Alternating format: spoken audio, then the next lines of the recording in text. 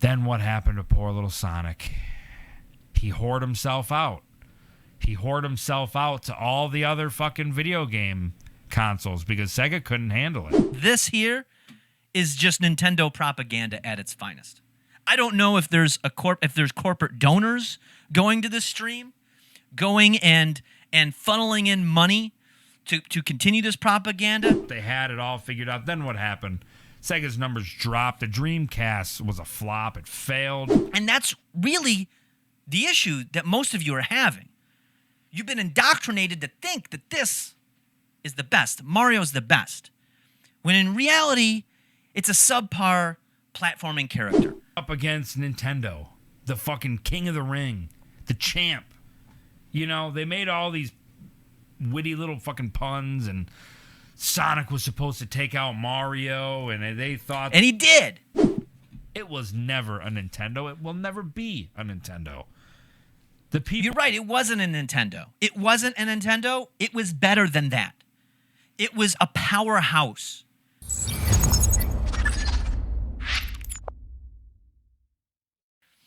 One of the randoms says, what did he say? Well, we're going to find out. We're going to review this because I have some points. I've been pacing. I have been upset about this all day long. And I was like, enough is enough. It's time to stop the lies and set the record straight. That's what we're going to do. That's what we're going to do here. So I guess it starts with this. So we'll start here. By the way, the title of this seems to be Sonic is a Homeless Whore, which I disagree with entirely. I think that this is so far off base. I mean, that's like the people that are still out there by pandering, or not pandering, by peddling this belief. It's the same as if you're still out there, you know, thinking and demanding that the 2020 election ballots need to be recounted. You need to let it go. You're living a lie. It's over. Okay? It's over. This here is just Nintendo propaganda at its finest. I don't know if there's corporate donors going to this stream, going and funneling in money to continue this propaganda. I don't know if it's maybe the Chinese. I know they have a lot of money on hand trying to flood our news sources with fake news. I don't know. I don't know what it is, but let's take a look. The truth is we're all doomed. Recount the Sega ballots. Sega won. Yes. But no, there's no reason to. The truth is there. The truth is there. Hey! Back to Sega, though. Okay, what were they thinking? Going up. I know what they were thinking, but let's see what the example is. Let's just see. Up against Nintendo, the fucking king of the ring, the champ. You know, they made all these witty little fucking puns, and Sonic was supposed to take out Mario, and they thought... And he did. He did. Now, you may say to yourself, Sonic didn't take out Mario. Mario's still on top. I quite agree. If you truly look at the numbers and look at the economics of it all, it's all there. See, BW1605 says you're still on this. What do you mean still on this? I let it go. But now I have to set the record straight. That enough is enough. Enough is enough. See, Nintendo's a fucking machine. You know what it is. Maybe. Not. I'm here just listening because I'm charging your phone. Charge your phone, Tim. Charge it up, because I'm all charged up, let me tell you. But I'll tell you what they were thinking. They looked at the Nintendo, and then Nintendo gets a lot of credit because they were the first successful, affordable home console that people were able to get their hands on. Simple, yet looked better than the Atari. It controlled better, especially for young kids with small hands. I remember as a kid, I played with an Atari. I had someone in my family had an Atari, and it used that goddamn joystick, which was you got to hold the base, you got to turn this thing, you got a button on the side. I mean, honestly, you're doing this. You tell me what this looks like. That's not for children. That's not for children. The Nintendo did come around, and they had a 2-button thing with a little D-pad. Nice, okay, I'll give you that. They started off well. They had some successful things. I'm not going to take away from their accomplishments. But let's be honest. They rode that fucking horse until it died. Okay? They continued to do that. Let's look up the facts here. Let's look up the facts. When did the SNES come out? When did that come out? What year? 1990. The Genesis has already been out for 2 years, pushing beyond what the Nintendo was able to do. The Nintendo, when did the NES come out? Let's talk about that. When did that come out? 1985. 85. They rode that thing for 5 fucking years, well beyond that they needed to do. Sega was out there doing their shit and dominating. They dominated them. Everybody says, oh, Mario, you got the Mario games, you got your original Zelda. Let's be honest. How often do you go back and play those? Truly. You play it for maybe 10 minutes for some sort of nostalgia. But beyond that, you don't want to touch it. You see, we're playing Mario 3 every Monday. That there isn't much there. It's so repetitive. You look at what Sega was able to do. Sega was able to take... Okay, well, let's back up. Nintendo was able to take some characters, make some fun gameplay with it. Cool. Great. I'll give you that. But Sega came in and was like, you know what? Nintendo isn't doing everything they can do. Nintendo really is dropping the ball here. And we can pick up the ball and continue. And that's what they did. They came in with 16 bits. 16 bits, blast processing. Everybody likes to shit on the blast processing. Was it not blastful? I think it was. And it was a lot of things because Sega chose to do what they did. Nintendo held back. They're like, I don't want to do that. It's not for me. Not for me. Even the Super Nintendo, even though it looked good by the time Donkey Kong Country came out, it was still a little sluggish. You play one of those fighting games. You play a fucking brawl. What do they call those? A beat 'em up games, and see how often the fucking characters you're fighting start to glitch out. The Sega that doesn't happen on Sega. Doesn't happen on Sega. You know this. You know this in the back of your mind. You could say otherwise, but you know for the fact that doesn't happen. And they had Altered Beast. Thank you, Hawk. Juggalo Meme says, I'll take Mario 3 over anything on Sega. That's a lie. That's what you say now. If I were to put you in a room for a week straight and said, here's Mario 3 or here's the entire Sega catalog, after day 1, you would be like, all right, why don't you bring on the Altered Beast? Why don't you give me Phantasy Star? How about Ristar? I'll take Ristar even. Sega was dominated. Sega dominated so well with their consoles, they were able to create more add-ons within their ecosystem. That's how powerful they were. Let's be honest. It was for adults. It wasn't just a nostalgia box. It was the box of the future. Toe Jam and Earl, thank you, Misery Pimp. Thank you. NBA Jam, they had sports. Play a sports games on the NES. Play a sport game on the NES. Honestly, it's not going to happen. All right, where were we? I got a little off track here. They had it all figured out. Then what happened? Sega's numbers dropped. The Dreamcast was a flop. It failed. It failed in 1999. Let's go back, but we're still talking about 89. That was, 10 years. 10 years. If we look at the actual history of what happened here, if you really break it down of what they had, okay, they had some again, you had Mario. Let's keep it to Mario Sonic. Let's really keep it, because that's really what the conversation's about. When people argue Nintendo, Sega, the real conversation is Mario, Sonic. Okay, Mario is a good character. There's some good games in there. I say Mario 1 is a hunk of shit. Mario 2, they weren't even confident enough in America to give you the real Mario 2. They're like, why don't we take the concept of this other game where you're pulling up beats and stuff, and we'll slap Mario in that. And then that one really didn't hit, and they're like, I guess we'll give you Mario 3 with a flute and shit. I guess we'll do that.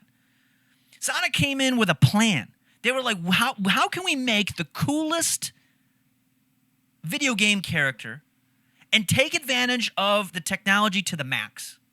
And that's what they did. That's what they did with Sonic. Sonic, if you compare those two characters, even compare Sonic, the way it looks, the way it plays, versus even Super Mario World on the Super Nintendo. I mean, it blows it out of the water. By the time Super Mario came out, what were we on? Sonic 2? Sonic 3? Like, truly, I mean, that doesn't even compare. The production value in the Sonic games were well beyond anything Mario has. Everybody loves to say, oh, looking back, Nintendo's the best. Nintendo's the best. You know what they call that? They call that a sunk cost fallacy. That's what they truly call it. Because you can only get Mario on Nintendo properties. Now, they got some shitty game on the phone, but let's be honest. Nobody's really playing that game. Where Sonic games, you're able to get it. And even addressing then, we're kind of jumping ahead, but we'll get into once Sega got out of the console game and got into software. And this is one of the arguments in this video. We'll touch on it, but about the cost, about Mario games hold their value. Well, they hold their value because you can't get them anywhere else. It's like the reason why Apple products hold their value. It's because you can only use them with other Apple products. They're pretty useless outside of that. Okay? And so because you spend all that money, you then make yourself believe that it's better. It's similar to Scientology. It's just as sinister as that, really. You spend all this money to go clear and cross the bridge, I believe it's called. And once you spend these hundreds of thousands, if not millions of dollars to do this, you get to the end and they tell you that Lord Xenu is sent down these alien spirits into volcanoes and they escaped and they're in your body. If you were told that on day one, you'd be like, what the fuck are you talking about? I'm out of here. You're crazy. But after you spent, 6 or 7 figures worth of money to get to this point, you're like, well, I gotta believe it. That would mean everything else that I've done in my life is wrong. And that's really the issue that most of you are having. You've been indoctrinated to think that this is the best. Mario's the best. When in reality, it's a subpar platforming character. There's some good games, don't get me wrong. I will give you Mario 64. I will give you Mario Odyssey. And maybe if I really, really, really want to be generous, I'll give you Mario 3. That's 3 games in the last 30 years. Now, if we look at Sonic, it's not even in the same ballpark. Not even in the same ballpark. It has been steady release after steady release over and over and over again. They kind of fell off in 06, but with the amount of content that you be able to put out, you're going to have some flops. You know what I mean? It happens. Look at the amount of songs the Beatles put out. They have some amazing songs, but Rocky Raccoon is not one of them. We all know this. There's Octopus's Garden is not the song. But you have to put that out to figure out what is good, right? Sonic's a cog. I mean, everybody, look at you guys. See, this is how I know I'm right. Because as I say these pieces of truth, you're getting more and more belligerent and upset. And that's why I know I'm touching on a subject that rings true for you. That's how I know this. See, Fife Dog says, Melvin, Mario took his time to make their game good. Sonic, he just pumped out games without taking time to make it good. I don't agree with that. I believe that Sonic was on the cutting edge time after time after time again. And that's, but sometimes things get a little rocky. And we'll get into the software time. We'll get into the time when they get into software. Well, let's stick in the beginning. Let's stay on point with what we're watching here. Then what happened to poor little Sonic? He whored himself out. He whored himself out to all the other fucking video game consoles because Sega couldn't handle it. Then you started seeing Sonic on PlayStation, on fucking Xbox. You even seen him on Nintendo. You never seen Mario on Sega because Mario would never stoop to such low garbage. Sonic had nowhere to go. He talked all that shit, thought he was the fucking king. Hey, I'm Sonic, dude. See, this goes back to what I was talking about. Oh, yeah, the Dreamcast was a bit of a flop. And you know why it was? And they truly did fuck up with the Dreamcast in a way. They didn't put a DVD player in there. If they would have put a DVD player in that Dreamcast, we would be talking about the Dreamcast 5 right now instead of the PlayStation 5. But let's back up even a minute, though. A lot of people say, like, oh, that Dreamcast, Sega dropped off. Nintendo kept on chugging. No, they didn't. And here's my argument as to why. Let's go back to that period of 1999, turn of the century, I guess you could say. What year did the GameCube come out? Let's double check this so I could get my dates right. What year did the GameCube come out? What was that? It was probably what? 2001. Thank you. Okay, there we go. So 2001. So about a year after Dreamcast came out in 99, it lasted probably about 2000, 2001, and then the GameCube came out. Now, everybody's like, oh, the GameCube is great. The GameCube is awesome. Nobody really thought that at the time. Let's be honest with ourselves. If you were playing games at that point and you had the money, the disposable income to buy those games at that point, you weren't buying that. You were out there going and getting the Xbox 360. You were getting the PS3 to play GTA 4. Was it GTA 4? Yeah, GTA 4 and Call of Duty and Halo. That's what people were playing. The GameCube really did suffer. There's a lot, again, sunk cost fallacy and nostalgia comes in again, and it makes you think that the GameCube was this epic thing. It really wasn't. And on top of that, Nintendo had a lot of success with the 64. I won't take it away from it. The Nintendo 64 was great. The Nintendo 64 was smart. It came in at the right time with some of the right games. But I don't think Nintendo themselves they can't really take all the credit for that. Think of the most popular games on the Nintendo 64 that makes it legendary. Sure, you have Ocarina of Time and Majora's Masks and Mario 64. Then you have other classics that people love when they think about it. GoldenEye, Banjo-Kazooie, Donkey Kong. What was it? Donkey Kong 64. Perfect Dark. Conker's Bad Fur Day. Diddy Kong Racing. These are all classics. You know what the common thing is between all these? They were made by Nintendo. It was Rare. Rare made them. And the Nintendo goes into making the GameCube. They're thinking, hey, Rare's going to be on top of it. They're going to make some games for us. I think they made a couple. One of them being the flop that is Star Fox Adventures. And the next thing you know, out from under them, Microsoft comes in and says, no, we're going to take you. And they took their fucking their goose that laid the golden eggs. The GameCube really didn't have that much there. Truly, it didn't. Everybody was on Xbox and PS2. What did I say earlier? 360, PS3? I was probably wrong on that. Xbox and PS2. I'm jumping ahead a little bit. Xbox and PS2. That's what I was about. I had a GameCube. I barely played it other than Smash Brothers. Mario Sunshine? Everybody likes it now. But truly, it wasn't that good. It really wasn't. And then yet Sega couldn't keep up with it. But what did Sega do? Sega seen what was happening. You have these giant, what would you say? Like monolithic corporations such as Microsoft and Sony coming in to come in and dominate. They knew that their time was up. Nintendo, I believe, was feeling that their time was up as well. But what did Sega do? They say, all right, let's make software for everybody. Let's make software for everybody.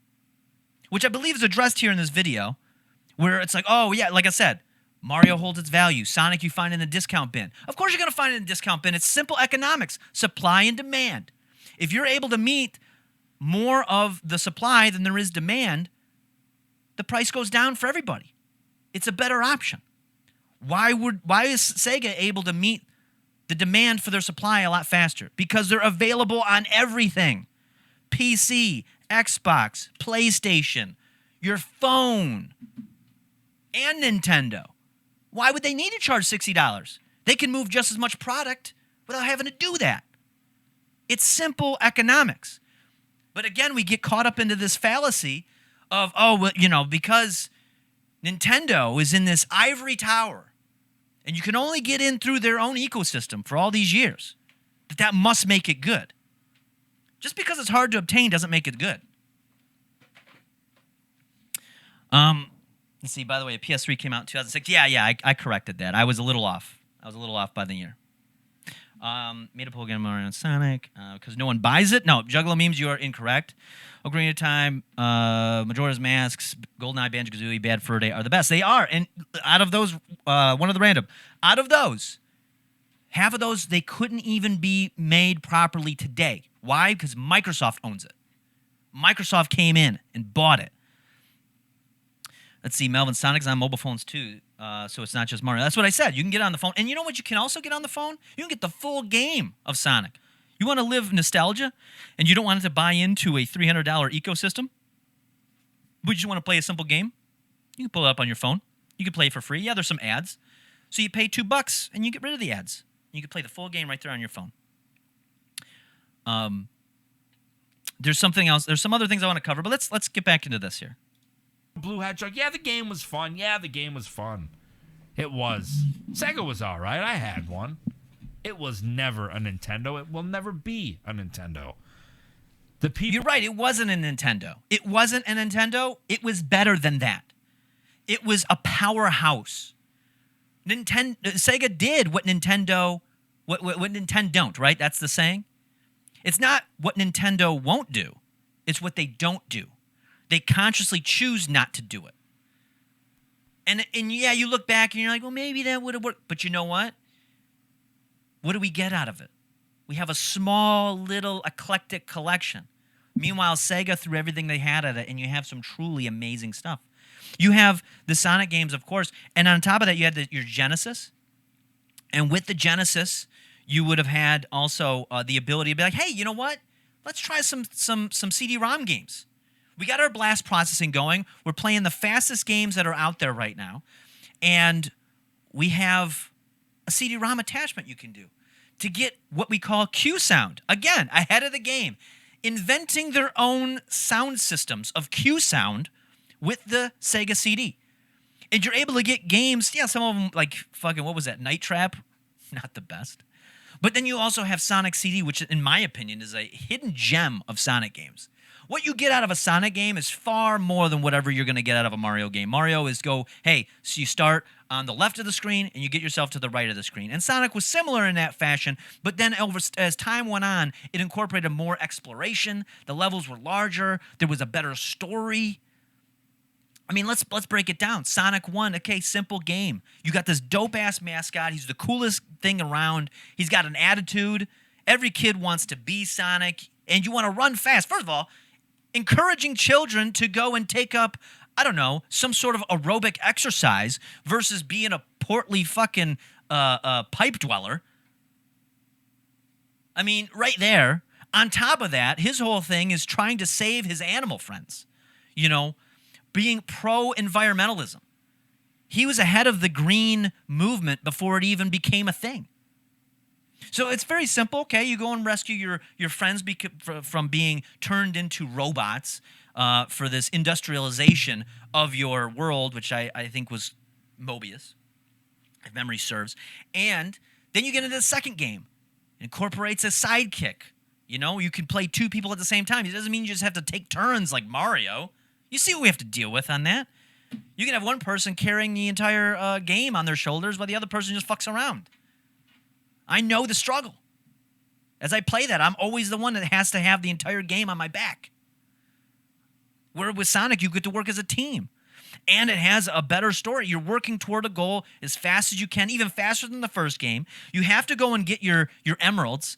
And you know what happens when you get your emeralds? When you go to that special stage, which at the time, 3D environments through this tube of wonder that you don't even see from Nintendo until the Nintendo 64. You go through that, you collect all these emeralds, you get, 7 of them? Then you get the ability to turn into Super Sonic. Something that eventually anime ripped off in the Dragon Ball series. Oh yeah, I gotta find 7 Dragon Balls, turn Super Saiyan. Wonder where they got that idea from.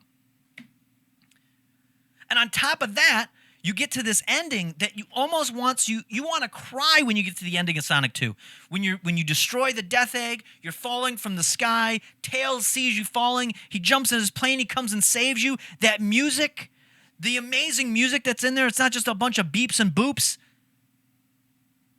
Written by actual musicians. You go through there and you accomplish it. It gives you the end. Well, Sonic is glowing gold since you got all the emeralds. It's an amazing, beautiful sight. It is something as a young child, it would make you weep. What do you get in Mario? A few fireworks, a kiss on the cheek from the princess. Way to go, try it again, buddy. Whatever is that? What the hell is that? Nintendo had exploration covered with Zelda and Metroid. Melvin is dancing around the fact that Sonic is a homeless whore. He's Troy-Con drifting all over the place. I'm not Troy-Con drifting. I am addressing points as I can remember them. You know, there's so much to discuss here. We have a 7-minute video. We're about a minute 15 in. So you tell me at that point, Sonic 2 alone, Doesn't compare to anything Mario has done. Doesn't compare. Let's continue. People knew what was up. And then what happened when cocky little Sonic lost his precious little Sega system? He put his fucking blue little tail right between his Chad, and he started knocking on the doors of Sony, Microsoft, and Nintendo, saying, and that's, hey, you guys, honestly, is what Mario should have done. That's what Nintendo should have done. So to get back to my original point of whenever the Dreamcast kind of died out and the GameCube did okay. But if you're going to look at the numbers of the GameCube compared to the Xbox and the PS2, doesn't compare. And then what happened after the GameCube? Then what happened after that? The Wii. Everybody likes to tout that the Wii is amazing, revolutionary. The Wii was a point in time when Nintendo realized they couldn't keep up with the big dogs. They've been usurped as number one. The Wii came out with the Xbox 360 and the PS3. They knew they couldn't keep up with that. They knew they would not be able to port Grand Theft Auto 4 to the Wii or anything else. At best, they could port stuff from PS2 and the original Xbox. So what did they have to do? They're like, well, fuck it. Let's try something different. Let's completely throw the entire concept of how we game out the window. And invented what I feel is the most annoying way to control the game, that stupid Wiimote and nunchuck. Everyone's like, oh, it's great. Play that game. Play a game with that for more than an hour. You tell me how much fun you're having. Again, sunk cost fallacy and nostalgia. That's what you have going for you. They didn't have enough Wiis to go around when it came out, so it became a fad. It became this thing of there was a sense of urgency to get it. It's insane. This is sales 101. When I used to sell on a regular basis, I would always make it seem like you couldn't get this deal forever. I could check with my manager. I could see if we can get you a 20% discount, but hey, that's today and today only. I hope you sign on the dotted line. That's the same thing what the Wii did. It was a fad like Beanie Babies. Then once everybody got their Wii, they were like, it's okay. And a bunch of boomers played bowling on it. Nothing really truly stood out. Yeah, Mario Galaxy was okay. I'll give you that. I didn't really like it. I hated the control scheme on it. I like it now that it's been reissued on the Switch, and we'll get to that. But really, Nintendo kind of floundered. Because if everybody truly liked the Wii so much, truly did, and it wasn't because they were chasing a fad and trying to get after something that would have been harder to find at the time, why did the Wii U suffer so much? I mean, it was a better version of the Wii. Why did that one suffer? Why did nobody buy that? Why is it that every good game that was on the Wii U had to be reissued on the Switch? So you tell me, over that however many, almost 20-year period, 16-year period, from the GameCube into the Switch, that Nintendo kind of had these crazy ups and downs with no real longevity. Meanwhile, Sega, they saw the writing on the wall. They weren't surrounded by a bunch of yes men in an ivory tower whose foundation is slowly crumbling away. They're not there. They're not in that position. What they're able to do is say, hey, you know what? We need to move product. We want to make sure that these games that everybody loves, truly loves, is available at any point in time, no matter what. You can play it. We don't care where you're at. If you're playing games, we want our product there. We don't need to buy you into our cult. Let's see, Mac Rebo pumped games out. Oh, I'm sorry. I was reading Max's name and then the comment. Let's see, Melvin, your main argument seems to be Sonic used to be great. No, it's not. That's not the main argument. The argument, there's many facets to this argument. We're not even close to being done. Let's see, okay, Melvin floundered. Yeah. It's implied Mario goes both ways. True. 3 million Wii U worldwide. I'm one of the 3 million. Yeah. But Wii U was a flop. It is a quantifiable fact that the Wii U was a flop. Even Nintendo admits that. You know, how many Dreamcasts were sold? Let's compare. Everybody likes to shit on the Dreamcast. How many Dreamcasts were sold? 9.13 million. So you compare that number, which was supposed to be a terrible number for Sega, versus the 3 million? Versus the 3 million that the Wii U sold. The Dreamcast sold 9.13 million. How many? Let's see how many GameCubes were sold. 21. Only double that, but it wasn't discontinued until 2007. The Dreamcast was able to do that in like 2 years. Did half in 2 years. If you were to extrapolate that sales data, the fucking Dreamcast still wins. It still wins.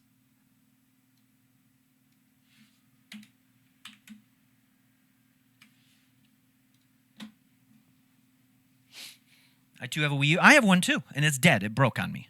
But I'll tell you what, my Dreamcast still works. All of my Sega systems still work, by the way. Every single one of them, even the Game Gear. Oh, let's even get into that. Let's get into that. The Game Gear had technology in it that was capable of Nintendo for a while. 8-bit games. I mean, these were the games. They basically just ported games from the Master System over to the GameCube, gave you a full-color screen with a backlight. Nintendo didn't even do that until the fucking Nintendo Advance SP in the 2000s. Again, Sega does what Nintendo don't. Nintendo decides not to do that. You're not good enough for that. You get what we give you. You get this. This is good enough. Why? Because you can't play Pokemon anywhere else. If you want to play Pokemon, or you want to play Zelda, or you want to play Kirby, you have to come here. And you have to deal with the shoddy systems that we have. Don't care about customer service whatsoever. They just sit in there. Again, Mario sits above in his ivory tower, looking down upon the rest of us like the elitist he is, not even anywhere near connected to what reality is happening. I mean, even think about the Switch. You want to know the reason why Switch games hold their value? It's not because they're just great games. It's because they have a proprietary design for their games. Now, these games can be put on an SD card. They could be. They could absolutely be put on an SD card, no problem. You want to know the reason why they don't do that? They're worried about piracy, and they're the only ones that have this shape. So you have to get it from them. So you don't really get the true value of what the game is. Think of even games that come out on other systems. Doom is a good one, the 2016 one. I think it just now dropped in price. You can get Doom for $10 on PC, Xbox, PlayStation, whatever you want for like $10, and it's going to look amazing, even in 4K. You try to get it for the Switch, where it's in its subpar form. Up until recently, you were paying $60. Why? Because they're gatekeepers. They're the ones holding you back. It's capitalism at its finest. Let's see. Sega sold 9 million and folded and died. Nintendo sold 3 million and it barely phased them. They moved on. It did. I don't think it barely phased them. If they didn't have the 3DS money coming in, that would have really hurt them. If you remember during that time of the Wii U, any good game that was coming out, any game of worth any interest, they started putting it on the 3DS. They knew that was the place that they would be able to. They had an audience because they completely lost the home console audience. And it wasn't until the Switch came out that they were able to do. They were able to do with the Switch, by the way, that the phones were able to do for a while. I have a few of them upstairs. The Razer attachments for my iPhone, where I can play any game that I want with that. Xbox games. Oh, I like Breath of the Wild. Unfortunately, I can't play it on my phone. Oh, there we go. Genshin Impact. Boom. Right here with the same type of controller. And same control scheme.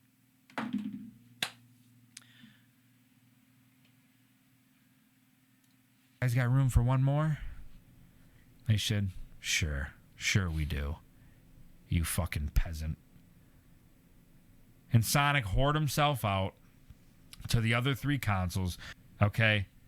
Let's just be honest. I know I'm losing viewers. It doesn't matter. This is the real deal. Yeah, it's a real bunch of horse shit.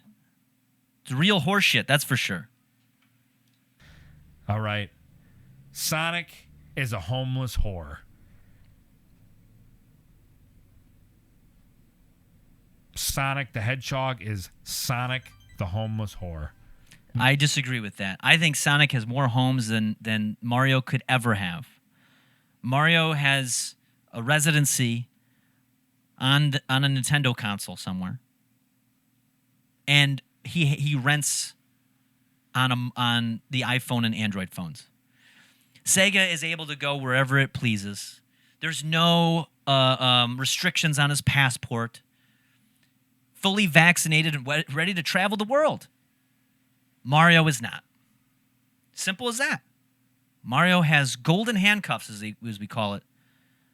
Golden handcuffs. This is something where, especially in the corporate world, you run into where you finally are able to, you get some offer and counter offer salary options, and you get there's big companies that will outbid for your salary, and you'll be like, God damn it, I can't resist this. You're telling me I was making $70K, and now you're telling me I can make double, I can make $100, $150K? But it comes with a price, and that's the golden handcuffs. You get all this money, but you don't get much freedom to do what you want. Where Sonic is able to run wild.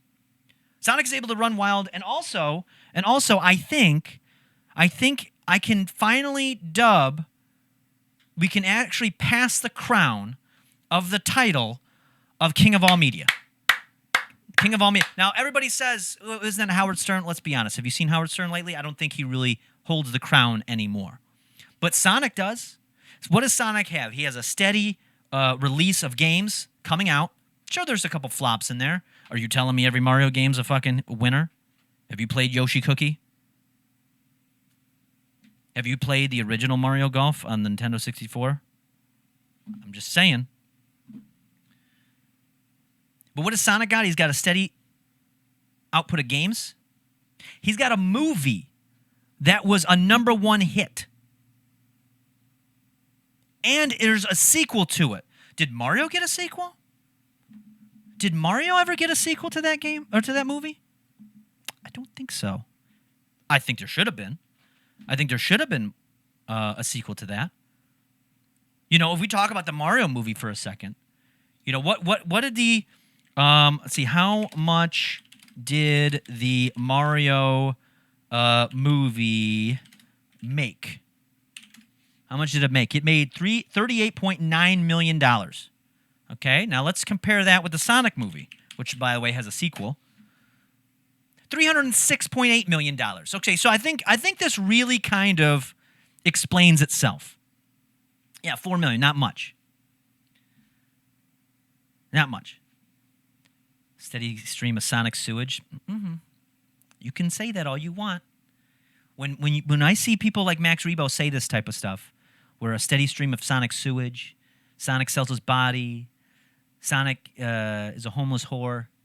It's similar to when you see the videos of Scientologists kind of confronting someone who's trying to get the people out of the cult.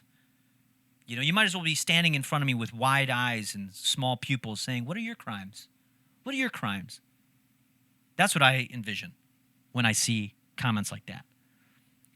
Oh, it's 1993 million? It's more like 100 million, not 300 million? It still doesn't matter. Sonic did 3 times the amount if adjusted for inflation then. Now, I'll say this, though. Here's a bit of a bit of a drift, I guess you could say, is we talk about the Mario movie. I think the Mario movie was great for what it was. I think the Mario movie did everything it could do in, what year was that? See, when did the Mario movie come out? Help us if I can spell it right. 1993. In 1993, I think that was the best movie that you could really get for a Mario movie at the time. It had everything you needed, by the way. You had the characters of Mario and Luigi, which are favorites. And by the way, I think this is a real reason why a lot of people hate on that movie. Luigi was way cooler in that movie. John Leguizamo was fucking cool as shit. I wanted to be Luigi. If I looked at that movie as a kid, or when I did look at that movie as a kid, do I want to be Bob Hoskins or John Leguizamo? Of course, he had the love interest. He was the younger brother. He was cool. Mario was kind of a curmudgeon. Now, don't get me wrong, Bob Hoskins played a fantastic Mario, and if I ever see anybody play Mario again, I'm going to compare it to Bob Hoskins' role. I mean, a great actor for his day. And I think they did everything they could do. It had everything that you wanted. It had the Mario references, and then what did they have to work with? What was the storyline in 1993 for Mario? Mario doesn't have much of a storyline, first of all, so they had to go off of the influences off of the most recent game, which was Super Mario World. Where did that take place in? Dinosaur Land. So it had a bunch of dinosaur themes. So when you're trying to make a live-action movie about a distant, faraway land that takes place in dinosaurs, what are you going to make it look like? You're going to make it look like Land Before Time, or are you going to make it look like Jurassic Park that came out earlier that year? What do you think? So it gave you everything you wanted. I like the idea of Yoshi looking like a fucking raptor. I thought that was dope as hell. It was fucking horrible. No, it was good. I liked it. Max enjoyed both. See, he's coming around. Max is coming around. I was about to say the same thing. It's really had fuck all to do with the real Mario story. Okay, so that's a great point. Cheese and Juice. It had fuck all to do with the real Mario story. And what was that story again? What truly is that story? Because I could tell you the Sonic story. We started a little bit. We told you the story of Sonic 1 and 2. And then we can go back. Let's go back even to the third one, which I think is the magnum opus of all Sonic games from then on, which was Sonic 3. A game so big and so high quality they couldn't put it on one cartridge. They had to split it amongst two, which was unheard of at that time. They had to invent a technology. Again, inventing more technology that Nintendo don't. They don't like to invent new technologies, especially back then. So what did they do? They went and they invented another technology, not just blast processing, not just Q sound, but also lock-on technology, which hasn't ever been used outside of the Game Genie and the Game Shark. But they were able to implement it in such a great way where you're not only getting with Sonic and Knuckles the full game of Sonic 3 with its fantastic music, as somebody mentioned before, Michael Jackson produced. Are you going to get Michael Jackson to produce a Mario soundtrack? I don't think so. Is it going to be as a Mario soundtrack as memorable as the music from Sonic 3? I don't think so.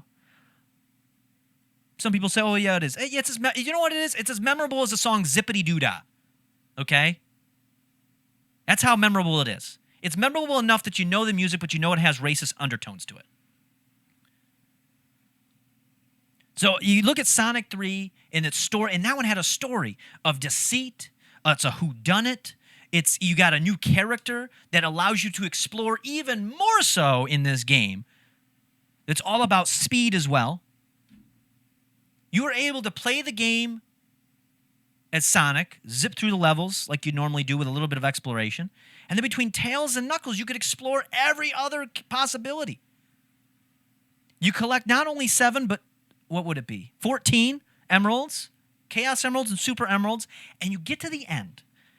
You get to go against, when you get to that end of the Hidden Palace Zone, where it's Sonic and Knuckles going head to head, and then they realize, or Knuckles realizes that he's been duped, that Sonic is not after the emeralds, but it's truly Eggman, and he sees it as himself and tries to stop him. When has ever a Mario game been able to tell a story like that? You get to the end, you see the floating island finally take off. Well, what once was the floating island begin to float again as you play the game. They each have their own little path of a story that they need to do.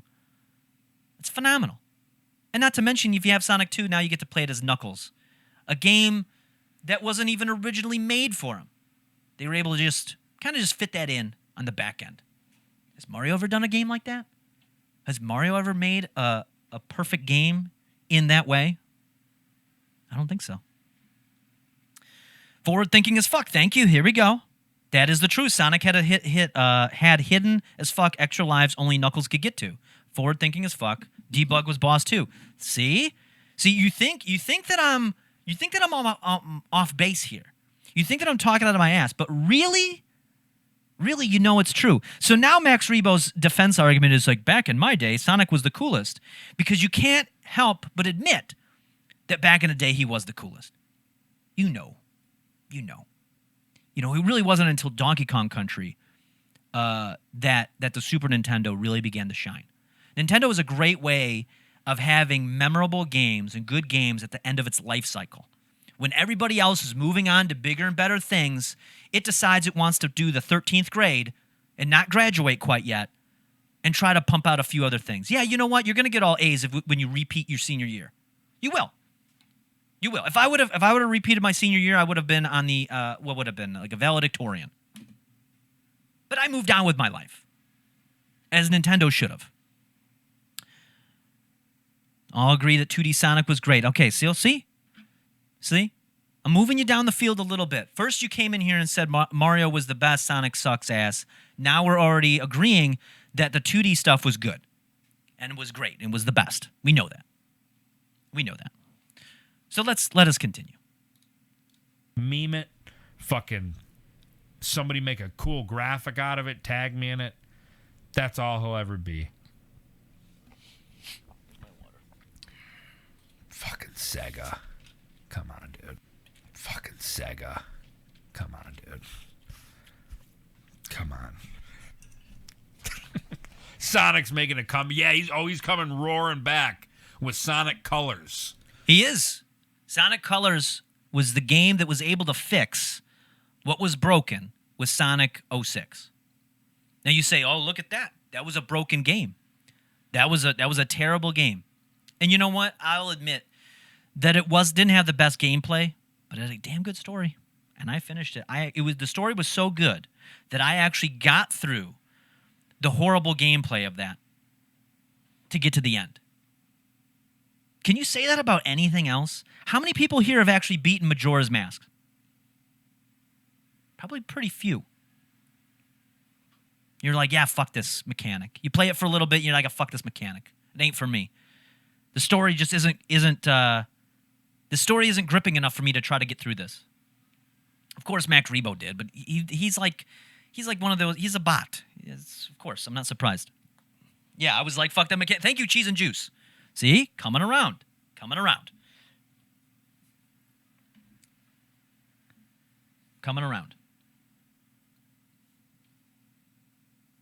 I was like, fuck this mechanic, and I went drinking with my friends. Yep, that's the move there.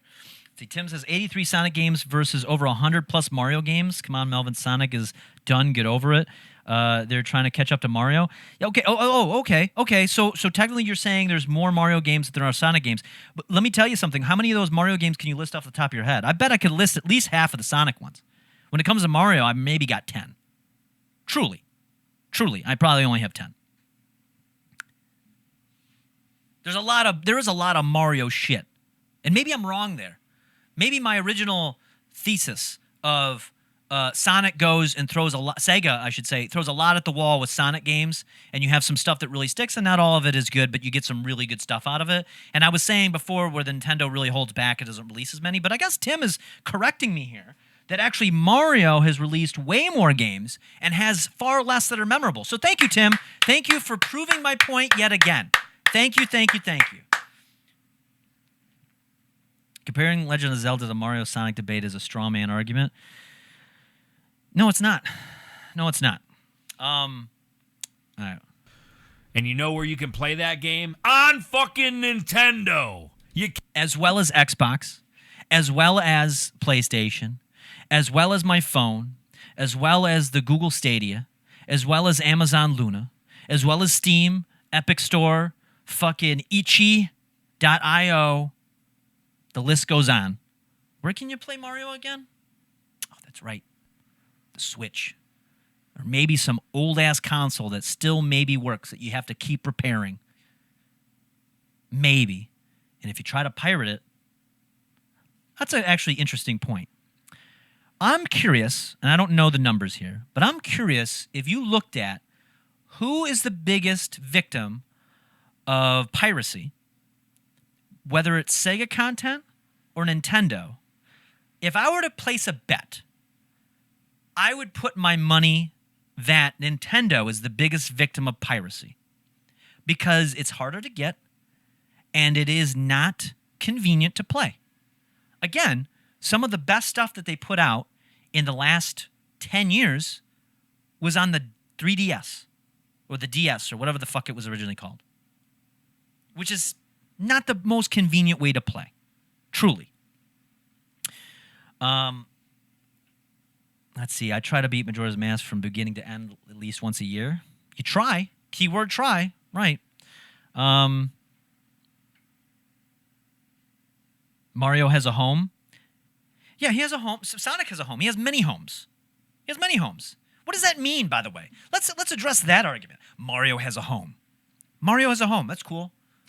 Mario has a home on a single console that is not convenient to play. Again, this is really starting to sound. This is a sunken cost fallacy argument. This is what this is. Well, this is better here. You know what? You know what also has a home? This watch has a home in the Apple ecosystem. It works with my iPhone, and that's about it. And I'm a victim of it too. I have an iPhone. I have the Apple Watch. I have the AirPods. You know, but I know that I bought it for branding, and it is a bit of a what's the word? I'm probably using it incorrectly, but I guess a flex to be like I can afford good things, you know, and that's nice. Status symbol. And truly, if you want to be a gaming elitist, and you're more about flexing a status symbol, then go Nintendo all the way. But if you're looking to play games and get the job done, you just want whatever the most convenient is going to give you the best results.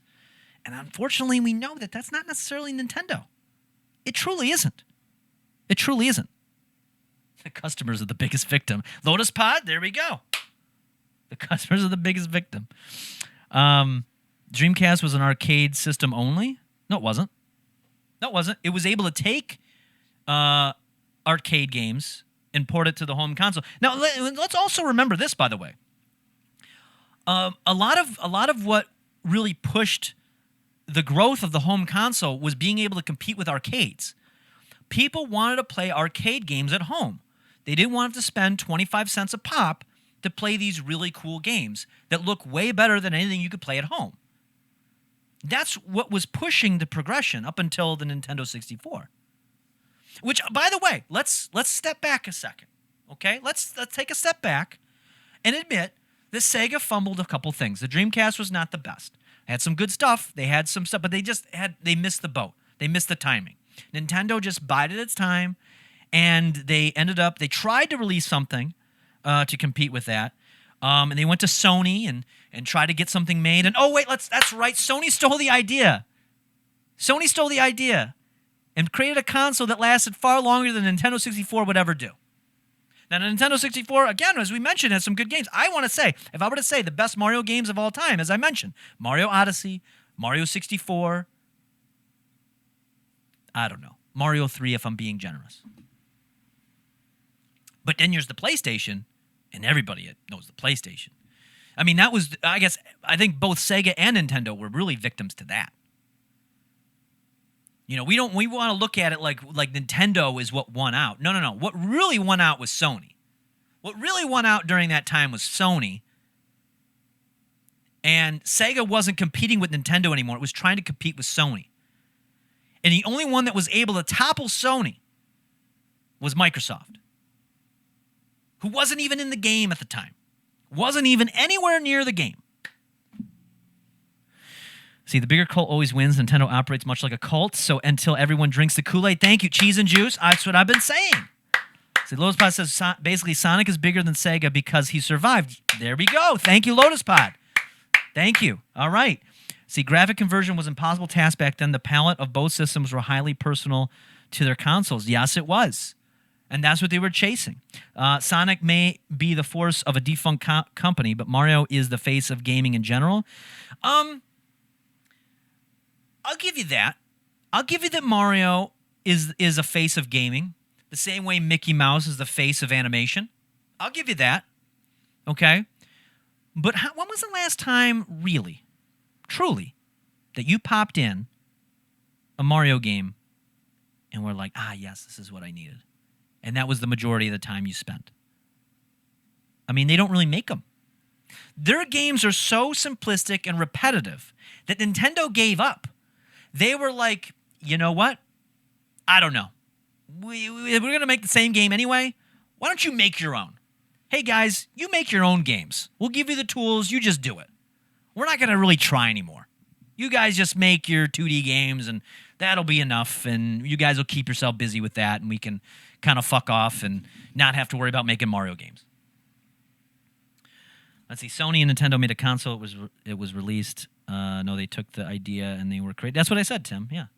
Their idea was stolen. And then they came out with a Nintendo 64, which was, I'll give it, the Nintendo 64 was good for what it was.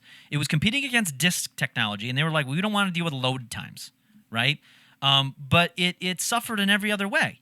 And really, again, the Nintendo 64 was able to, I mean, it started well with Mario 64, of course. Everybody knows that. Mario Kart, of course, was like a launch title. It was great.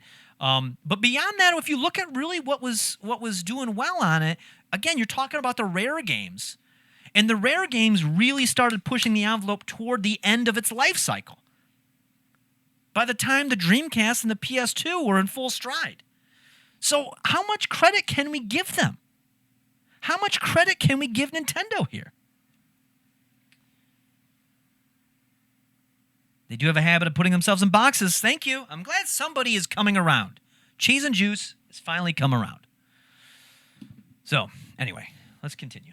Can't play Sonic on a Sega. You can play it on a PlayStation. Yep. You can play it on an Xbox. Yep. And you can play it on a Switch. Yep.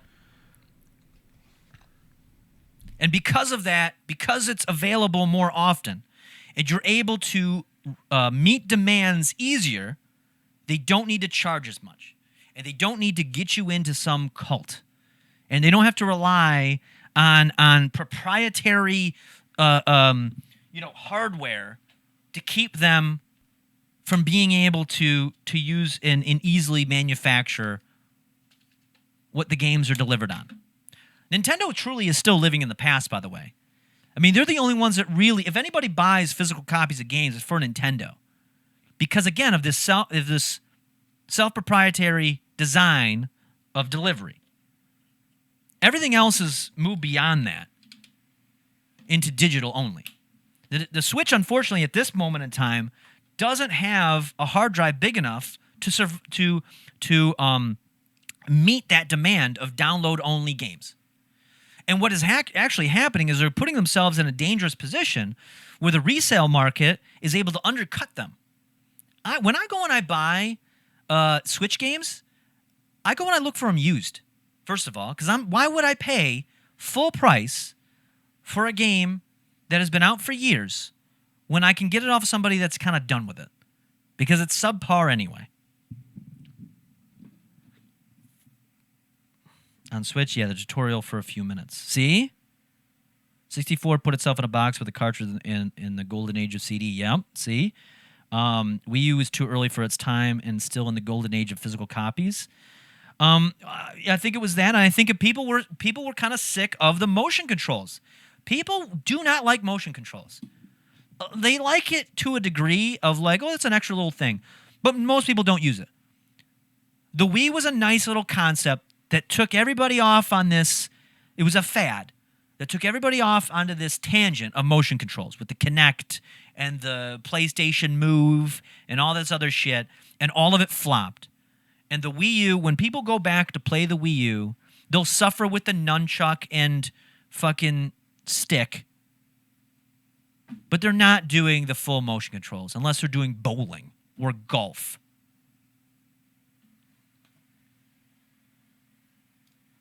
This is just fact. And I'm not going to sit here and let you come onto the stream and fucking preach such poop propaganda. It's poop. He was only good in 2D. Let's be honest. Now, Sonic was only good going left to right. I take umbrage with this. Mario, he's doing great in 3D. I don't know about this. Now, this is, I take umbrage.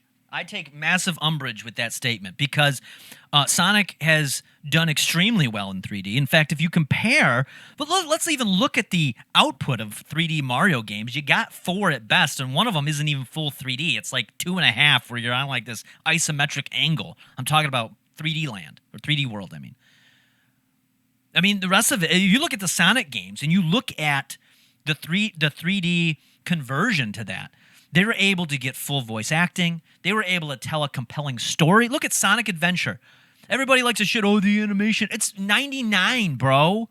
99, and that shit was fire. Had full music soundtrack, full song. The music was fantastic. The story was great. It gave you a backstory. It was compelling for its time. Look at the reviews of when it came out. Don't look at them now. You can't look at it in retrospect. Of course it's going to be rough in retrospect. 64 games are going to be rough in retrospect. Truly, honestly, we play a game other than like a rare game, a rare produced game, on the 64, you're going to be like, Chameleon Twist, this shit is garbage. But if you look at Sonic Adventure 2 was able to take it and up it another notch. You had Crazy Taxi. I mean, but let's just stay on Sonic again. The 3D, okay, so you had Sonic Adventure 1, Sonic Adventure 2. Sonic Heroes, which was able to take that and give you the element of being able to switch characters in a moment's notice. Look at the reviews on that. Fantastic reviews. And then they were like, hey, you know what?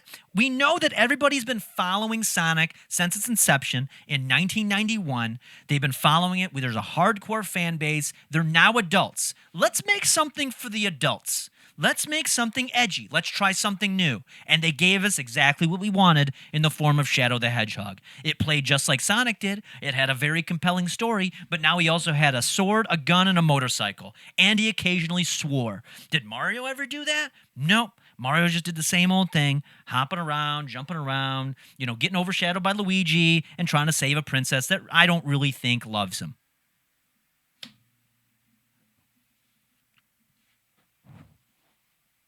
All my Switch games are digital downloads. SD slot is expandable to 1 terabyte. Okay, cool.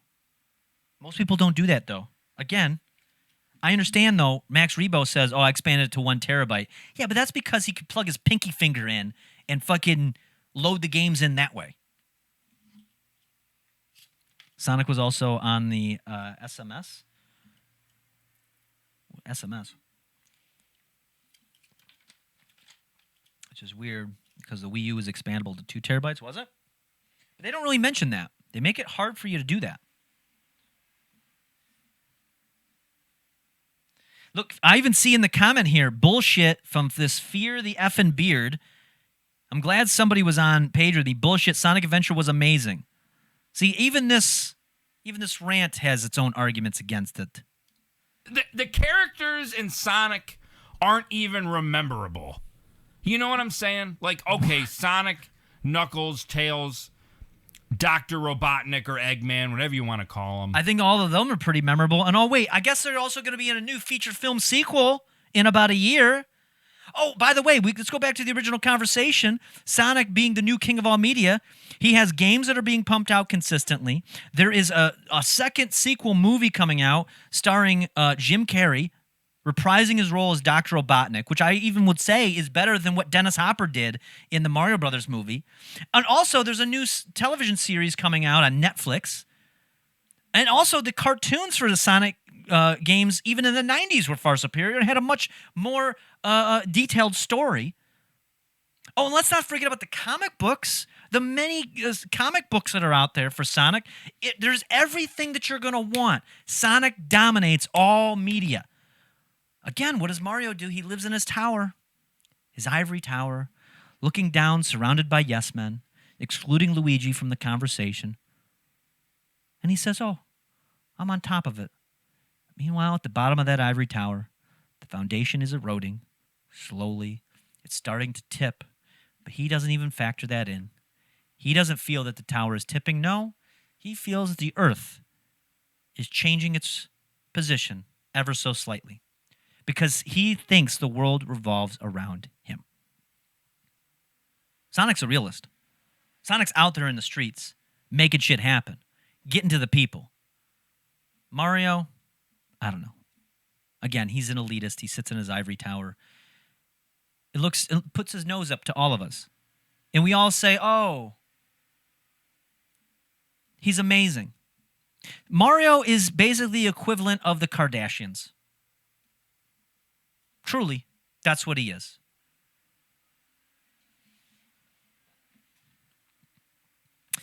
Why are you so obsessed with story? Gameplay matters more. Gameplay was great in that game, but the story is what makes you continue the gameplay, especially in those older games from the Dreamcast.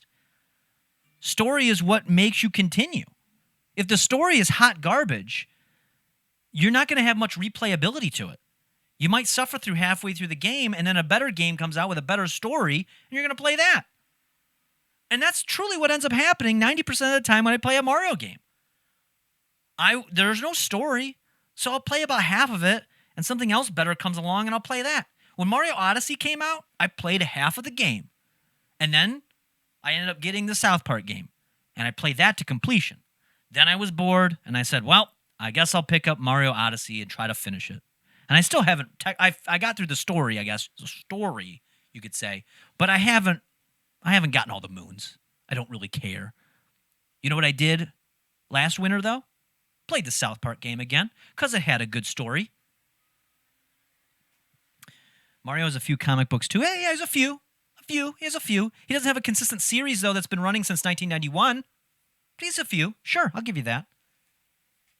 The story doesn't matter in video games. I call hot bullshit on that one. Story absolutely matters. Maybe not nowadays with online games. But up until about, 5 years ago, it was a big deal. I only know a handful of Sonic characters. Well, but that's all you really know. Let's be honest. How many Mario characters do you know? You know, you can name probably 10, and most of us can probably name about 10 Sonic characters if we really tried. Come on. We can name them. There's enough. I mean, the Chaotix alone are pretty cool. I mean, if you look at what was able to be done in the Genesis era of the 90s, again, we're going to go through. They not only did Sonic 1, 2, and 3, which Sonic 3 was just perfect magnum opus. Imagine a video game in the early 90s. I compare that game to a Spielberg movie. It gave you everything you're going to want. Well, unless you just don't compare it to Schindler's List. But any other Spielberg movie that didn't surround World War II, that's what Sonic 3 was. It gave you everything. Great soundtrack, great story, great gameplay, with a lot of replayability to it. And then beyond that, then they experimented with some other things as that life cycle of the console was ending. And then what they did is they gave you other add-ons like the 32X. You know, they were like, let's do this add-on of the 32X, and they gave you, hey, everybody likes Knuckles, let's give him his own game. Everybody likes the gameplay of Sonic 2 where you could play as two people at the same time in the same screen. Let's do that, but have you joined at the hip with new characters like Espio the Chameleon, Vector the Crocodile, Charmy the Bee.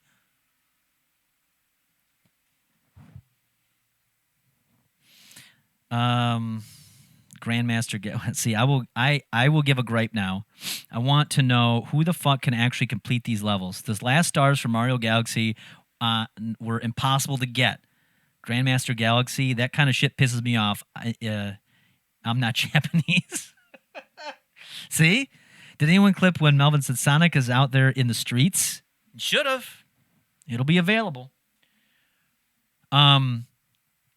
Yeah, that's where the homeless live. Oh, yeah, nice one, Lotus Pod. Yeah, that's where I'm sure.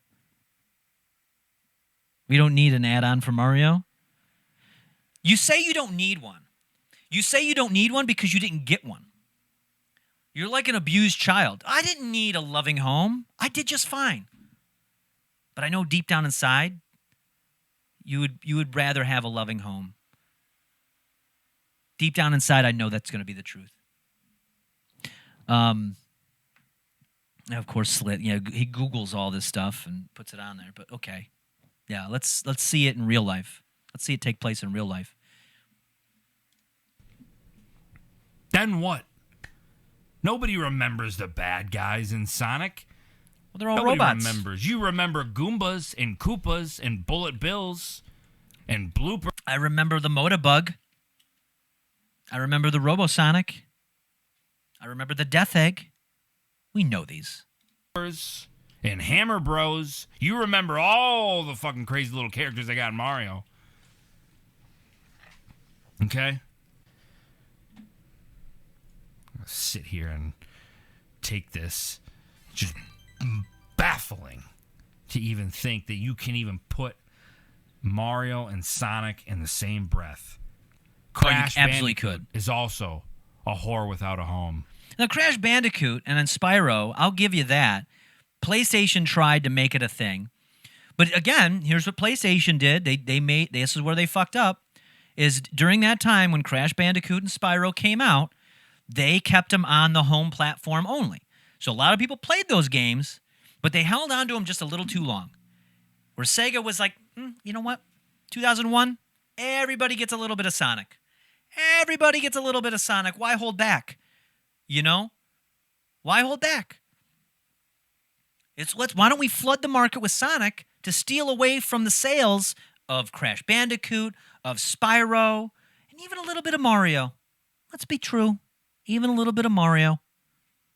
Because when given the choice of a $60 Mario game that's been out for 3 years, and you're a kid who's only got $30, and you see a brand new Sonic game out there that's able to be bought at a cheaper price because, again, it's available to a wider audience, what are you going to go with? So, if anything, if you try to make the argument that Mario surpassed characters such as Crash Bandicoot and Spyro the Dragon, I would say you're still incorrect on that. I think, honestly, Sonic was able to destroy that. They were able to steal the audience away during that time of transition from 2001 onward. And Mario, again, being in his ivory tower, with his own cult of Nintendo around him, was able to still survive as well. And then went through his own trials and tribulations between the GameCube and the Wii U. And Sonic was doing just fine. Sonic is actually saying to them, hey, do you want some exclusive games from Nintendo? I know you need something. I know you need to add some stuff to this Wii. A lot of people bought this Wii, and then they're kind of getting bored with Wii Sports. What do you want? Oh, Sonic and the Black Knight? Sonic and the Three Wishes or whatever the fuck that genie thing was? Yeah, we'll make you something for that Wiimote, because everybody loves that Wiimote. Everybody loves that Wiimote. Honestly, though, I want to know, because the Wii had backwards compatibility, I truly want to know how many people bought the Wii for honest Wii games, aside from just buying a souped-up GameCube, because it did backwards compatibility for a while. And you could use a GameCube controller with it. Because honestly, that's what I did most of the time. Most of the time I used my Wii, I played GameCube games.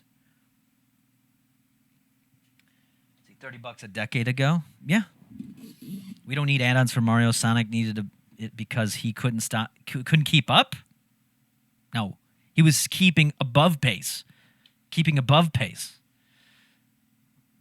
I would rather have a loving home in Mario, but that's not the truth, though. You know that.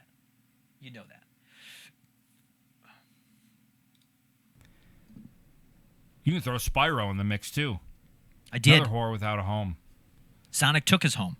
The homeless Kicked him horse. out on the street. Am I drunk? No, I'm not drunk. I'm passionate. If put to the test, Sonic would outcompete Mario. Oh, please. He would. Oh, he would. Please. I guarantee it. They tried that. In those fucking Olympic games. Sonic would definitely outcompete Mario in every way possible. He's more agile. He's lighter. Now, if you were to put Mario and Luigi together and go head-to-head, there might be a tighter competition there. But what is Mario really known for? His jumps. Oh, he can throw fire for a little bit. Oh, that's cool. Yeah, try to throw fire against Sonic in a fire shield. Doesn't matter. Sonic can walk on lava with that shit. He can put a bubble on and be underwater. He could put a fucking electric shield on and collect rings from everywhere. Does Mario have any of that? No, he doesn't. He has a few hats. You could play Manhunt on the Wii with motion controls so you enact stabbing and strangling in real life. Yeah, and how quickly did they put an end to that? Good luck finding that game. Sega wouldn't have done that. But Sega didn't need to at that point. They're like, no, we're done with this console game. We see the writing on the wall. Again, we see the writing on the wall. We have players like Sony, which, by the way, do you know that most of Sony's money doesn't come from electronics, home electronics? It actually comes from weapons manufacturing. Look that shit up. Sony makes most of its money off of weapons manufacturing. What does Microsoft make its money off of? They have a lot of contracts with defense, Windows, things of that nature. That's where they make all their money on it. So are you telling me, truly, Sega had no way to compete with that? And Nintendo, again, if they didn't completely rebrand themselves into becoming more of a novelty goof console by 2007, they wouldn't have been able to last either. And look at right now. Look at what Microsoft is doing right now. Bill Gates got all that money for fucking vaccines and brain chips, and now he's pumping it into Xbox. Unfortunately, you can't buy consoles, period, right now. But it's okay, because you can play Xbox games on your PC now. Pay for Xbox Game Pass Ultimate. You can play them on your PC. You can play the same game once you finally get an Xbox. A lot easier, a lot simpler. $15 a month, and you have a whole library of games, including some games that were released on a Nintendo 64, oddly enough. And I wonder how many more are they going to be able to license away like that? How many more companies are they going to be able to pull in? You know, everyone talks about Nintendo is in its prime right now. It's living a good golden year right now. But I think, honestly, Microsoft is going to put it in a stranglehold. Microsoft is already making deals with. They bought Bethesda. They have Rare. They have deals with Sega. So Sega right now, they still have the Sonic series. Sonic is still kicking, but then you have the Japanese market, a Phantasy Star Online. You have the Yakuza series. Like they're moving and shaking. I see they're always ahead of the game. They're always ahead of the game.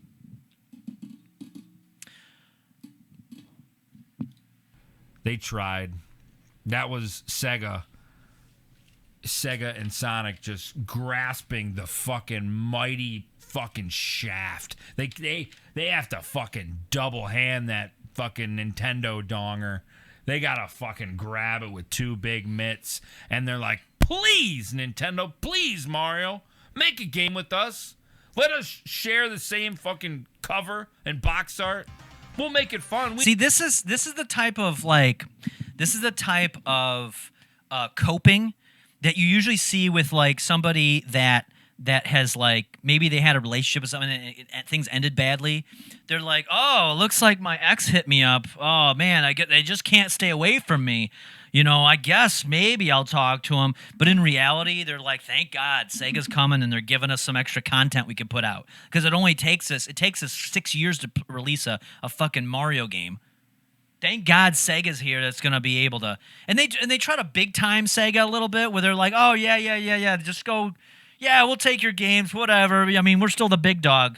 And Sega's like, I don't give a fuck. You can't even play Yakuza on fucking the Switch. So what do we care? We'll give you some Sonic shit. But guess what? We're going to give Sonic stuff to Amazon. You can play all the Sonic games on Amazon for like $5 a month, including Ubisoft games. I did a driver fatigue study for the military, and they had me on a simulator with PlayStation steering wheel, pedals, and Xbox programming. Thank you, LotusPod. Thank you. See? That's what I'm talking about. So I know that this is slowly sinking in. I see a lot of you guys are starting to change your tune as we keep going through this, and you start to see that truly you're in a cult. And if I can only see, this is what I feel bad. If only I could pull Keegan out of it, then I know that I've made some progress. I don't know what I got to do, but I'll do what I need to save his soul. Because this right here is just, it's just cope after cope. That's all I hear. We know Mario Party's fun. Everybody loves Mario Party, so we'll make it a mini game type shit. They got other things like you play Sonic Shuffle on the Dreamcast. You know, that game takes real skill. Is much more of a challenge than Mario Party ever was. Starts fisting Sony's asshole. Like, I don't know, Mario Kart. You ever fucking played Sonic Racers? Yeah. It's great. Because nobody plays that trash. Everybody plays it. That's why it's so affordable. Sonic Racing Transformed. You put that shit on the Wii U. They put that shit on everything. I can play it on PC. And they're the first ones, if memory serves, they're the first ones that were able to say, yeah, you know what? Why do different tracks? You know, Rare had the idea of like, why don't we put them in a hovercraft and a car and a plane with Diddy Kong Racing, right? And Nintendo was like, whatever. And Mario Kart really didn't change much. Look at Double Dash. Not much had changed. But then Sega comes in with Transformed, and they're like, hey, you know what? Why don't we do all three within the same race? Each lap, it kind of changes a little bit to give you a little bit more variety. And then what did Nintendo do? What did Nintendo do at that point? I think if you go on the Switch and you play Mario Kart, I think you can do that now. Interesting. But okay. We can keep living in this lie See, everyone loves Sonic Shuffle on the Dreamcast, said no one. It's a hidden gem. You know, what am I going to say? It's a hidden gem. People didn't give it a chance, but it's still there, and it's easy to play. You can play that a hell of a lot easier than you can trying to play a fucking early Mario Party game that they're going to have to reissue and charge you $60 for the next 10 years. It's Mario Kart. You ever play Sonic Party? Mm-hmm. No. You play Mario Party. You play Sonic Maker? No. Who wants to make Sonic? They can't. They don't need you. They don't. See, that's the thing. Sonic doesn't need you. Sega doesn't need you, to make Sonic levels for them. I mean, you can play fan-made games, and boy, the fan-made games for Sonic are way better than any of the levels you're going to play with Mario Maker. We've done them here. That Sonic Omen, that looked like an official Sega release. That thing was amazing. It was hard, but it's a fucking amazing. We will return to that perhaps this Sunday. But yeah, they don't need you to do it because Sega's good. We're like, no, let us do it. Let us make the games because we're the experts. You guys are just amateurs. We're not going to release oh yeah, here's all the tools. That's just lazy thinking, you know? That's like if you're a manager and then you promote a bunch of other people to be like sub managers or like team leads for you, and you just put all of your work onto them so you don't do anything. And it's like, okay, so you don't have to do anything, but now you're not even running the ship. The inmates are running the asylum now. That's Nintendo. Nintendo's inmates are running the goddamn asylum. Sega knows better than that. They have more quality control. Oh, key word. A lot of people like to say Nintendo, quality control. They're really good with that. No, not so much. They disguise ripping you off and indoctrinating you with lies with quality control. That's what they do. See, if Germany won World War II, we would all be Nazis, not by choice, just by circumstance. I don't know exactly how that fits, but I think that is a true statement. Can't even make Sonic right. Oh, those games sell. You ever go to a Walmart or a Target and you look at the bargain bin? Yeah. What's the first thing you see? 3 Sonic titles. Yep. In one. They got the big fucking sticker on it that says like $19.99. You're like, damn. Let's take a look, by the way. So that's a great point. So let's see if we can prove this. See how many copies of Sonic Mania sold. Because this is the one you see a lot, right? Now they've sold 1 million. Okay, 1 million copies of a 2D cheap game. It's a 2D game. You're not going to charge $60 for that. It's a simple one. Okay. That's a simple little offshoot game.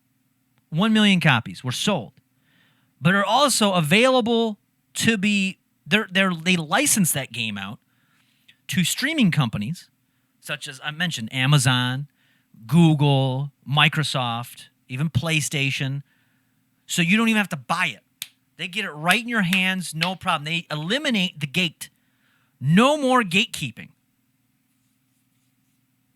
Oh, I see. Lotus Pie, you're saying Mario won the war. So if Germany had won World War II, we would all be Nazis, not by choice, but by circumstance. So Mario won the war in your eyes, so that we are all Mario fans. See? By circumstance. I'll almost give you that. You're Mario fans by circumstance.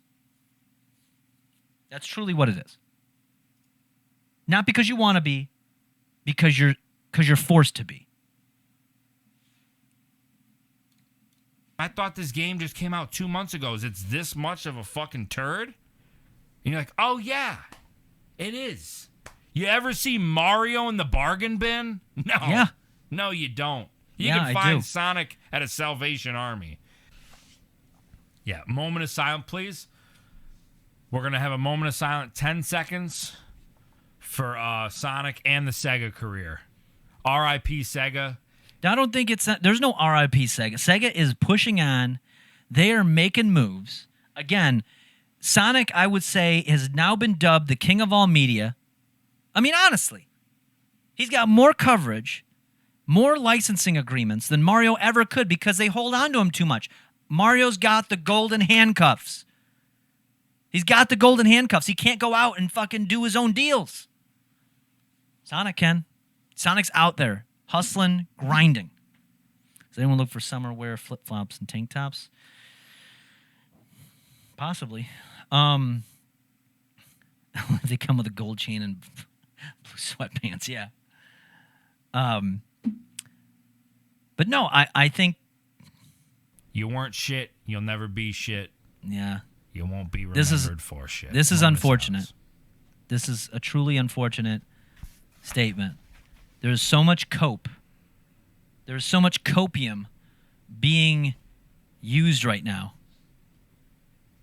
in this. And, you know, this Amen. Max puts this out. Amen. Max shares this clip as if it's really And kind of I cutting think I to the made my core. case. And I think I made it by only speaking facts. Yeah, facts if they were lies. Facts if they were mistruths and half-truths. That's what you would have been speaking. So I'm not upset with Keegan for saying that. I feel sorry for him, that he is so indoctrinated in this. You know, I look at this where I'm trying to pull someone out of the depths of a cult, and I will do it. Just like I'll be the Leah Remini of video games. I will get you out of this. I will get you out of this, even if I have to, even if I have to show you, even if I have to show you personally that Sonic could destroy. Even if I had to do that. I mean, think about it, honestly. Who do you think is more agile? Who do you think is more athletic? Who do you think is going to be able to, surpass any physical limitations? A portly Italian who lives in pipes? Or the fastest thing alive? See, Sonic is on the streets hustling. It sounds like Melvin agrees with Keegan. No, I don't agree. He's in the streets. He's not on the streets. He's in the streets getting business done. You know, Mario's sitting, again, in golden handcuffs in an ivory tower, looking down on all of us, thinking that he's got it. In reality, his days are numbered. His days are fucking numbered. We know this. This is a fact. An undeniable fact.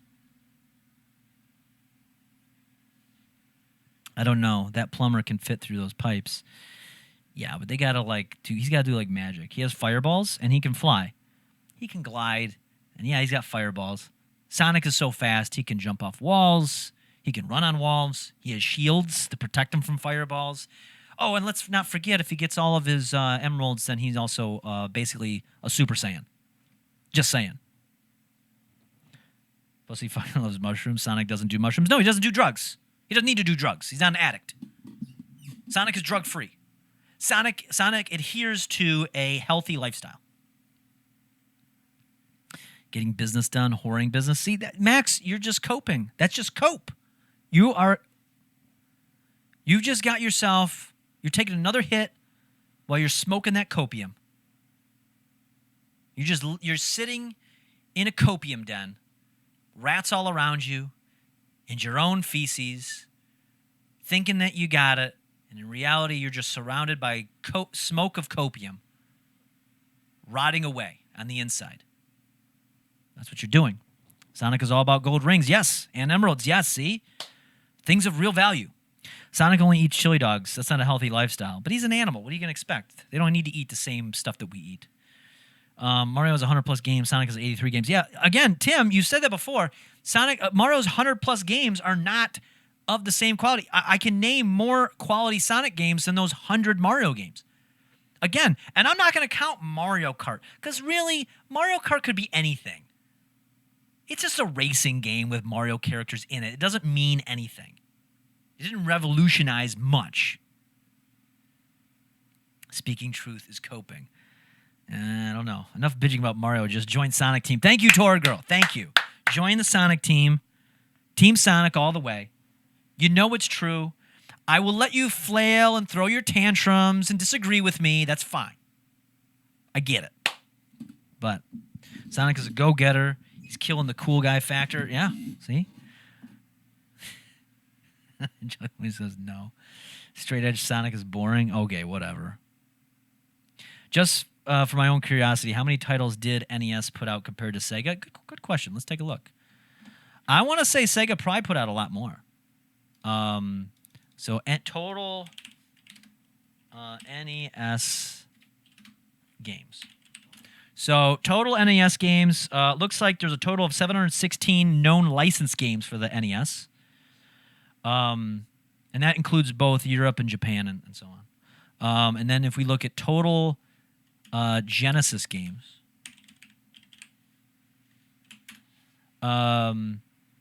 713 Genesis games created both by Sega and okay, so they're about the same actually. I guess NES put out 3 more. They put out 3 more.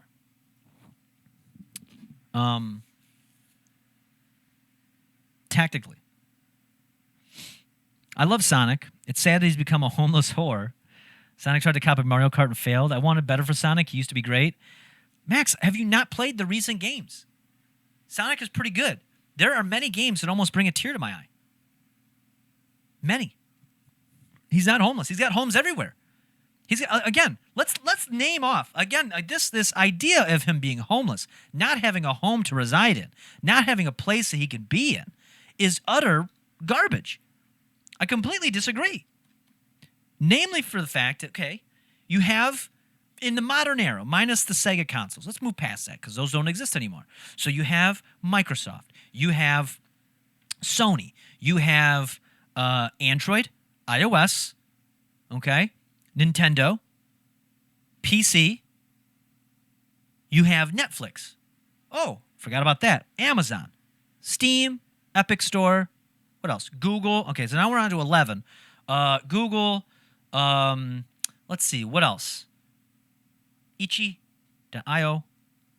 I know for a fact there's a few on there. Am I missing anything? Those are the big ones. Those are the big ones. That's 12 so far. 12 homes. 12 places you could easily go and get a reasonably priced Sonic game that, in all fairness, has the same, if not more, replayability than any Mario game out there. Truly. But again, Mario has and I'll say it again, it's the idea of the sunk cost fallacy. You've waited so long for an overpriced item that you have to buy it at its full price, that when you play it, you have to like it. Because if you don't, you have to admit to yourself that you've been hustled.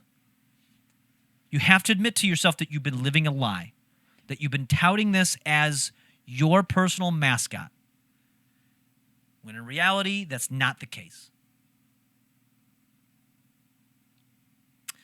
It's the Atari VCS that just got released. Oh, is Sonic on that too? Well, there we go. Let's see. He let Miles Two Tails violate him. I mean, you can come up with all the weird fan fiction you want, but none of that's going to be true. So I think we've covered that at great length. I think I've finally settled that. I couldn't let it sit any longer. So what are the takeaways here? What are the takeaways? That Sega continues to do what Nintendo don't. Sega makes itself available to the consumer the easiest way possible, delivering a quality product 90% of the time. Whereas Nintendo has to indoctrinate you, gaslight you, and basically rob you while taking its sweet time in doing so. And unfortunately, you guys have to get through that. You have to get through this trauma. And I'm trying to show you the light. And as we move on through the days, this will slowly sink in. And I'm planting the seeds. These will slowly sink in, and you'll finally come and tell me that you see the light. See, Frankie Palmer, but Nintendo owns Sega, right? No, it does not. No, it does not. This is a licensing deal. And in fact, Microsoft now has the majority licensing deal with Sega. Most of Sega's releases are on Xbox, or will be in the future. You know, Nintendo gets to license the Sonic likeness every now and again. And maybe what's the other one from Dreamcast? What's the other one? They made 2 of them. They recently made a third one. I can't think of the name in my head. But, I mean, Mario is the OG. Got to respect the plumber. See, that's the thing, Frankie. I need you to go back and watch the beginning of this stream because you came in at the tail end. You think that. You think he's the OG. But in reality, you're wrong. And I just spent the last hour and a half or so breaking that down. So I highly encourage you, now that you're a subscriber and you're here, go back through the VOD once this is over later tonight and even put me on 2 times speed. But you're going to want to see the argument that I put forth, and you can't deny it. And everybody tries to deny it. Everybody's trying to cope through it. And truly, honestly, it's all kind of just it's denial, right? What are the stages of grief? So right now, let's see. Stages of grief. You are in the denial stage right now. So we have shock and denial. That's where you're at right now. Okay, you're in shock and denial. This is a state of disbelief and numbed feelings. That's what you're feeling right now. You're denying it. You're like, no, Sonic's the best. Sonic's the best. No, he's not. I'm sorry, Mario's the best. Mario's the best. No, he's not. Sonic is way better. So here we go. Denial. Okay, that's where you're at. Then there's going to be anger. So by the time I come on Sunday and we do Sonic games again on Sunday, that's where you're going to be at. You're going to be in this anger stage. It's considered a coping mechanism. Anger is a masking effect. Anger is hiding many of the emotions and pains that you carry. So that's what you're dealing with right now. That's what we just saw Keegan go through. So Keegan is in this stage between denial and anger, at least when we seen that video. I don't know, was that a week or so ago? So he might be beyond this now. I haven't heard much. Next, there's going to be bargaining, which some of you I have already seen doing. I think Cheese and Juice is in the bargaining stage. So he feels a little vulnerable and helpless, and in these moments of intense emotions, it's not uncommon to look for ways to regain control. So you're saying, well, yeah, some of the Sonic games were good. This Mario game sucked. So that's, some of you maybe, yeah. Eventually you guys are going to hit depression, and hopefully this doesn't hit until, like, I'm done for next week by, like, Wednesday. So that's where the anger and bargaining can feel very active, and you're going to feel upset. I may not even see you. By Tuesday, the numbers here may be extremely low because you're like, I don't even want to watch him. Fuck him. All he does is make me feel bad about the truth, and you're just going to, slowly that truth is going to set in, and then hopefully by next weekend, you'll be at the acceptance stage where you're going to be happy and uplifted, and you're going to be excited that 2 Sundays from now, we'll be doing Sonic again on stream, and you're going to be like, God damn it, you are right. Sonic is better in every which way. What did I just come into? You just came into the tail end of me outlining specifically and going through Keegan's accusations of why Sonic is subpar to Mario. And I have now, I think, properly debunked all of those assumptions. I mean, can Sonic shoot a fireball? Does Sonic wear a hat? No, but Sonic wears shoes, and he has a fire shield, as well as a water shield and an electric shield. Oh, and also he's part Super Saiyan. So there's that. So you tell me. Doesn't wear clothes, balls out. He's an animal. Why would you want him dressed up? That'd be weird. You ever see people that dress up their dogs? Those people are psychotic. Okay, you don't want that. Don't dress up your dogs. That's weird. It's crazy. Your dog hates it. Let's see. Tim says, I posted something about Zelda in Discord. All right, I'll check it out in a minute. Mario can literally become metal. Yeah. You ever heard of Metal Sonic? You ever heard of that? Metal Sonic is a thing. It exists. There's a couple of them. What did Tim post? Zelda Ocarina of Time Majora's Mask may come to the Switch. Oh, okay, good. Well, perfect. So Tim came in with the confirmation on this. When did this come out? This came out 2 months ago. So, yeah, Skyward Sword is coming out, which I bought. I'm ready. I pre-bought that. It'll show up on my doorstep that day, and we will stream it. It'll be fun. So, that's a whole different Sonic character. Yeah, they don't need to be the same thing. It's better separate, It's way better separate. Let's see. Roman, one of the randoms says he walked in on Roman Catholicism versus Protestant, but in Sega Nintendo language. Pretty much. That's pretty much. Melvin believes Sega is better than Nintendo and is willing to die on that hill. There's no death needed for me. I know the truth. I will pull you out of it. You guys are thrashing around like Scientologists that, do not want to go against the teaching of L. Ron Hubbard. That's what's happening right now. Yeah, one day you guys will be at stage 5. Right. You guys will hit acceptance. I'm telling you, by the end of the week, you'll be in on it. You'll be all in.